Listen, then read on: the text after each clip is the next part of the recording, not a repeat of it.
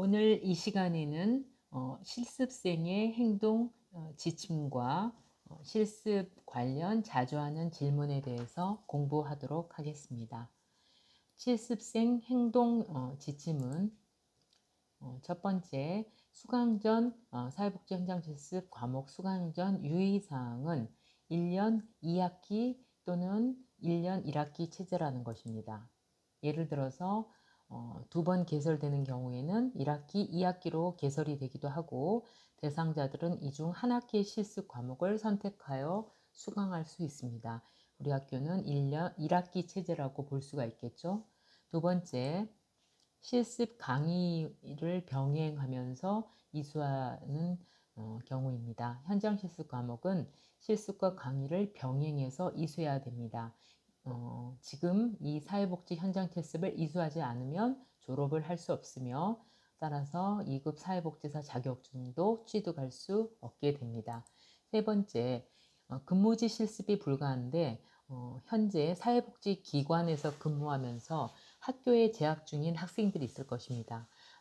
자기가 근무하는 기관이 사회복지기관이라고 할지라도 근무지 실습은 원칙적으로 불가능합니다. 그래서 근무지가 아닌 다른 기관에서 실습을 해야 됩니다. 네 번째, 선실습이 불가능합니다. 사회복지 현장 실습이란 사회복지기관에서 실제 실습을 하는 것과 더불어 강의도 들어야 됩니다. 그렇기 때문에 실습 신청한 학기보다 먼저 실습을 해도 인정하지는 않습니다. 실습 시 준수 사항에 대해서 살펴보겠습니다. 첫 번째, 실습 일정에 따라 출석해서 실습을 수행해야 됩니다. 두 번째, 실습 기관과 클라이언트에 대한 비밀 보장 원칙을 준수해야 됩니다. 세 번째, 실습 기관의 규칙을 준수하며 기관 규칙에 따라 복장을 착용해야 됩니다. 특히 이 부분은 여러분들이 실습하는 동안 간혹 슬리퍼를 신고 출근한다든지 그 기관에서 요구하지 않는 복장을 너무 자유롭게 입고 출근하는 것은 기관 규칙에 어긋나기 때문에 아주 성실하고 신뢰감을 줄 수 있는 복장으로 마치 내가 실제 이 사회복지 기관에 근무하는 사람처럼 복장을 착용하고 실습을 하셔야 됩니다. 네 번째, 실습 지도자의 지도사항을 준수해야 됩니다. 다섯 번째, 실습 일지 등 필요한 과제물을 정해진 시간에 맞추어 제출해야 됩니다. 여섯 번째, 실습 중 발생한 의문점이나 문제점이 있을 경우에 실습 지도자 및 실습 지도 교수와 상의해야 됩니다. 일곱 번째, 교과 과정에 따른 과제물을 제출을 하셔야 되고 마지막으로 실습 신청 후에 앞으로 실습하고 싶은 기관을 미리 결정한 후에 실습 예정 기관에서 실습을 신청한 이후부터 자원봉사를 하는 것을 의무화하는 것이 좋겠습니다. 이렇게 자원봉사를 하면 기관원들과 먼저 친해지고 익숙해지면서도 좋은 인상을 줄 수가 있기 때문에 자원봉사를 함께 한 이후에 실습을 하는 것이 두루두루 기관이나 여러분들에게 도움을 주는 것 같습니다. 실습 관련 자주 하는 질문들에 대해서 한번 살펴보겠습니다. 대부분의 실습생들은 실습을 통하여 학교에서 배운 이론과 지식을 실제 현장에 적용함으로써 생생한 학습 과정을 경험하게 됩니다. 뿐만 아니라 여러분들 미래의 진로 계획을 세우는데도 도움을 얻는 귀중한 경험을 하게 됩니다. 그러나 실습을 수행하면서 현장에서 평소 다루어 보지 않는 책임 있는 업무를 때로 담당해야 되고 실제로 클라이언트를 직접 대면해야 하는 과정에서 불안을 느끼기도 하기 때문에 자신의 능력에 회의를 갖기도 합니다. 이러한 문제들은 실습 과정 중에 발생하게 되고 실습생의 학습 경험을 방해하기도 하지만 때에 따라서는 문제 해결을 함으로써 값진 학습 경험이 되기도 합니다. 문제 상황은 실습생, 기관, 학교의 특성에 따라 매우 다양하게 나타날 수 있기 때문에 발생 가능성이 있는 문제 상황에 대해 적절하게 준비함으로써 실습에서 발생될 수 있는 갈등을 최소화하면서 적절한 학습 경험이 될 수 있도록 해야 할 것입니다. 따라서 다음에서는 사회복지 실습생이 부딪히는 다양한 문제 상황에 대한 질문을 효과적인 대응 방안으로 제안하여 보겠습니다. 첫 번째, 실습생들은 불안해지고 능력을 갖추지 못했다고 느끼는가에 대한 질문들이 많이 있습니다. 실습생들은 실습을 시작하기 전 다소 불안감을 느낍니다. 이런 불안감이 실습생에게 부적합함을 의미하는 것이 아니고 당연하고 보편적인 현상이기 때문에 구체적인 계획을 세워서 불안감을 감소시키는 노력을 해야 될 것입니다. 두 번째 질문들로 클라이언트와 면접을 어떻게 시작해야 할까요? 하는 질문들이 많았습니다. 면접 기술은 가장 중요하고 가장 자주 활용되는 기술입니다. 면접 시 다른 사람들로부터 방해받지 않고 자존감이 유지되는 편안한 공간은 클라이언트와 실습생을 모두 편안하게 할 것입니다.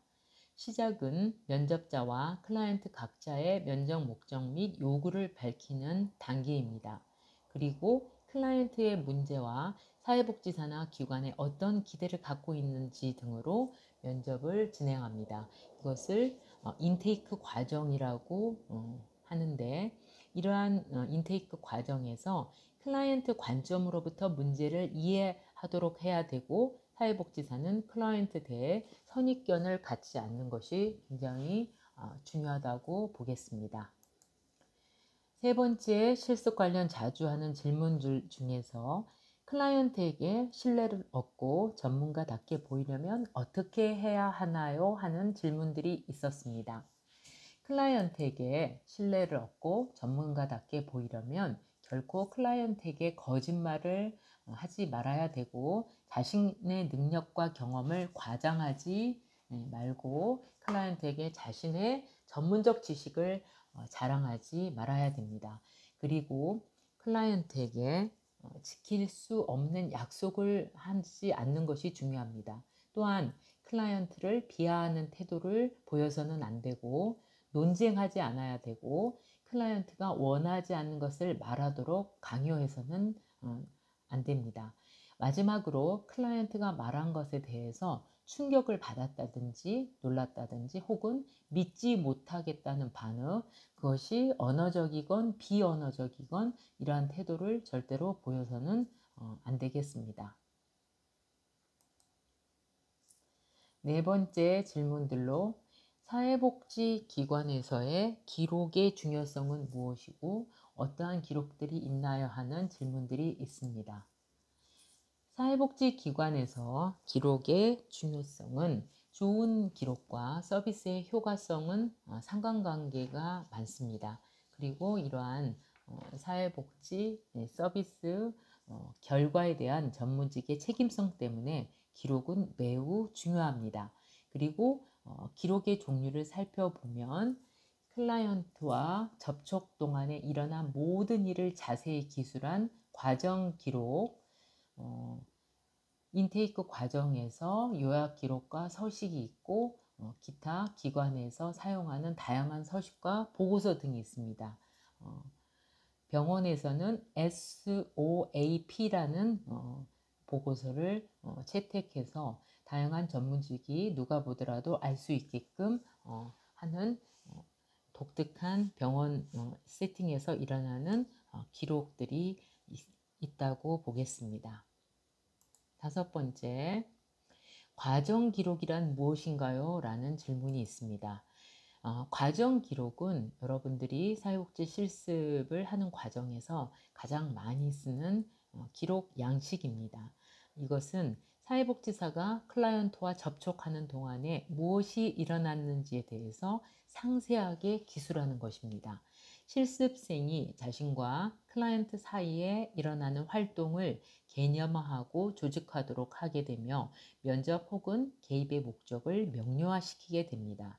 따라서 사례에 대한 기술 능력을 향상시키고 강점, 단점을 규명하도록 하며 자아인식을 향상시키도록 돕는 기록이 과정 기록의 장점이라고 볼 수가 있겠습니다.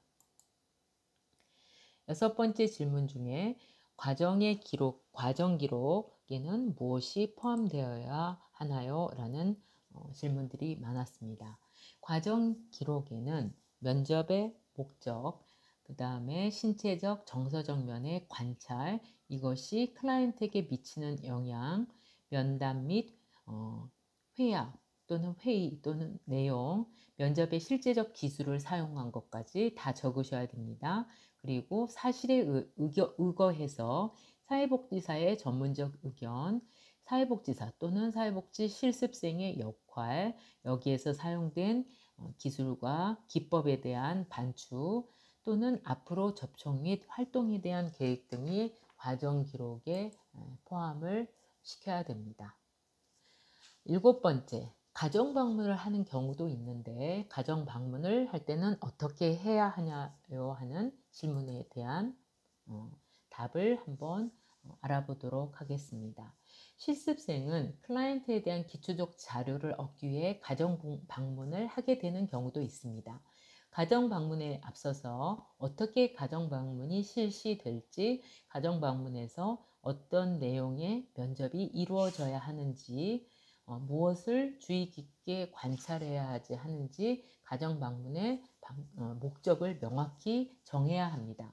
그런 다음에 클라이언트를 만나면 긴장을 풀 수 있도록 일상적인 대화부터 시작을 하고, 예를 들어서 날씨라든지 식사는 하셨나든지 우리가 흔히 하는 가벼운 대화부터 시작을 하고 클라이언트 가정에 관한 부담 없는 화제로 접근하셔야 합니다.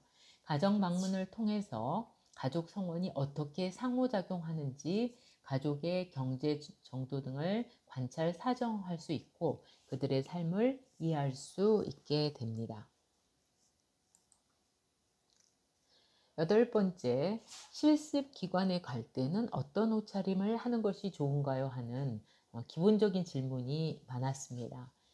상대방에게 불편감이나 불쾌감을 준 옷차림을 피하는 것이 좋겠죠. 특별한 행사가 있거나 기관의 특정한 행사를 제외하고는 반드시 정장을 할 필요는 없지만 청바지 차림 또는 슬리퍼 차림은 하지 않도록 합니다. 실습 이전에 기관을 방문하는 기회가 있다면 직원들이 어떤 옷차림을 하고 있는지 살펴보고 이를 기준으로 한다면 무난할 것입니다. 아홉 번째, 실습 기관에 좋은 인상을 주려면 어떻게 해야 하나요? 하는 질문에 대해서 첫째, 시간을 엄수하도록 해야 합니다. 실습 기관에는 가능하면 시작 시간보다 10분에서 15분 정도 일찍 도착하는 것이 좋겠습니다. 둘째, 주어진 일에 대한 진지한 관심을 표명하도록 해야 합니다. 수동적인 반응 외에 관심을 가지고 필요한 경우에 진지한 질문을 하기 전에 관련 도서 및 자료를 많이 보고 사전 지식을 쌓고 가는 것이 좋겠습니다. 셋째, 슈퍼바이저가 지시하는 일만 하지 말고 기관이나 슈퍼바이저에게 도움이 될 만한 일이 발견되면 성실하게 돕도록 하는 태도가 필요하다고 보겠습니다. 열 번째, 실습 기간에 아프거나 혹은 지각을 하거나 약속을 어기면 어떻게 해야 하나요? 하는 질문에 대한 답은 결석 사유가 생기면 적어도 일주일 전에 슈퍼바이저와 의논하고 허락을 받는 것이 좋습니다. 피치 못한 사정으로 결석 지각을 하게 되거나 약속을 지키지 못하는 경우도 생깁니다. 이때에는 즉시 기관과 연락을 취하여 상황을 설명하도록 해야 합니다. 그래야만 기관에서는 필요한 조치, 예를 들어서 클라이언트와 면담이 잡혔으면 이를 취소하거나 연기를 할 수 있기 때문입니다. 11번째, 실습생의 근무 공간이 따로 있을까요? 하는 질문이 있는데 대체적으로 자원봉사실이나 세미나실 혹은 소규모 회의실을 제공하게 됩니다. 기관의 사정이나 지원한 실습 인원수에 따라 독자적인 사무 공간이 제공되기도 하지만 대부분 이런 것들은 이례적인 경우라고 볼 수가 있겠습니다. 12번째, 기관에서 너무 많은 업무를 주거나 너무 적은 업무를 준다고 느껴질 때는 어떻게 해야 하나요? 하는 질문에 대해서는 기관에서는 대체로 실습생에게 적합한 실습량을 주기 위해 노력을 하지만 기관의 여건에 따라 또는 실습생 자신의 기대 수준에 따라 너무 많은 업무가 주어지거나 너무 적은 업무가 주어지는 경우가 있습니다. 그러나 업무량에 상관없이 성실하게 업무를 수행하도록 해야 합니다. 이렇게 노력하는 모습은 긍정적으로 평가되어 취업으로 연결되기도 합니다. 업무량의 경중으로 감당하기 힘들면 기관의 슈퍼바이저와 개인 면담을 요청하거나 실습 지도교수와 상의하는 것도 좋겠습니다. 그러나 놓치지 말아야 될 핵심은 실습 자체에 있다기보다는 기관이나 팀 또는 사업이 진행되는 절차를 큰 맥락에서 이해하는 노력이 중요합니다. 즉, 왜 이 일이 필요한 것인가? 이러한 일들은 전체 사업에서 어떠한 위치를 차지하고 있는가라는 의문을 갖고 파악하였다면 여러분들은 실습을 성공적으로 하였다고 볼 수 있는 요건 하나를 충족한 것입니다. 13번째 질문, 실습생은 자원봉사자와 어떻게 다른가요? 라는 질문이 많았습니다. 실습생은 실제로 과업을 행하는 것 외에 생각하고 분석하며 비판할 뿐만 아니라 실무를 이론과 연계하여 교육되어집니다. 만일 실습생에게 너무 단순한 업무만 주어진다면 일단 슈퍼바이저에게 좀 더 다양하고 전문적인 업무 기회를 요청하고 그 다음 실습 지도교수와 의논하게 됩니다. 그러나 여기에 대해서도 여러분들이 선을 넘어서는 안 되고 굉장히 심각하게 잘 고려를 해서 예의 바르게 요청하는 것이 좋겠습니다. 그러나 단순한 업무 속에서도 실습생은 클라이언트와 접촉하면서 여러 가지를 배울 수 있다는 긍정적인 마인드를 갖는 것이 중요합니다. 하지만 자원봉사자는 단순한 도우미로 생각되기 때문에 비교적 잡다한 업무, 예를 들어서 봉투 붙이기라든지 자료 입력 같은 것들이 주어지는 경향이 있습니다. 자원봉사 업무는 대체로 슈퍼비전이 필요하지 않는 업무를 하게 되고 또한 실습생은 슈퍼바이저를 필요로 하는 업무를 한다는 점에서 차이가 있다고 볼 수가 있겠습니다. 14번째, 실습생은 직원과 똑같은 권리를 가지나요? 실습생은 실무 교육을 받으러 온 학생이면서 한정된 기간의 교육을 받는 것 뿐입니다. 때문에 기관의 직원들에게 주어지는 권리가 있는가 하는 반면에 그에 따른 책임도 있습니다. 하지만 실습생은 책임이나 의무가 없으면서 동시에 권리도 없습니다. 실습에서는 실수를 할 수 있다는 의미에서 실습생의 지위를 갖습니다. 또한 실습생의 실습이 직원이 행하는 업무라고 하더라도 실습 지도자의 관리 감독하에 있으며 실습생의 행위는 실습 지도자의 지도 범위 내에서 이루어지는 것이 바람직하다고 볼 수 있겠습니다. 15번째 질문, 모든 실습기관이 실습비를 받나요? 최근에는 실습비를 받는 기관들이 증가하고 있습니다. 실습비는 기관마다 다르지만 대체로 3만 원에서 5만 원 정도를 받고 있습니다. 실습비 용도는 실습생을 위한 교육비용, 예를 들어서 복사비라든지 이런 비용 등으로 사용되고 있습니다. 16번째, 기관에서는 선배를 어떻게 대해야 되는지 질문이 많았습니다. 실습은 공적인 교육의 하나이기 때문에 선배 또는 대학 선배를 만나더라도 개인적이라기보다는 기관의 직분에 따라 정중하게 대하는 것이 원칙입니다. 기관에 따라 다소간의 차이가 있을 수 있지만 통상 김아무개 선생님이라는 경칭을 사용하게 됩니다.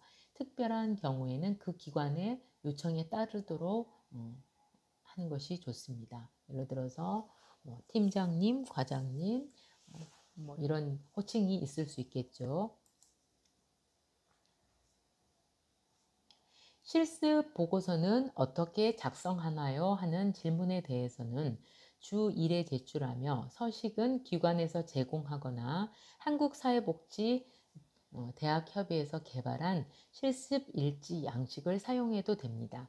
사례의 경우에는 사례 기록을 첨부해야 되고 기획, 행정, 정책 등에 대한 내용 과정은 보고서 형식으로 제출을 하게 됩니다.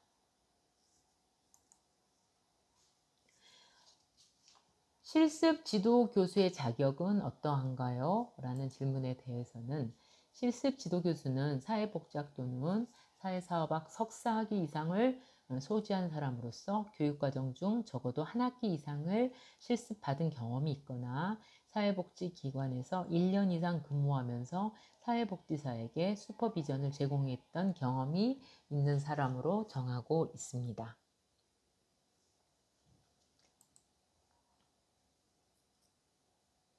실습 기관의 자격은 어떠한가요?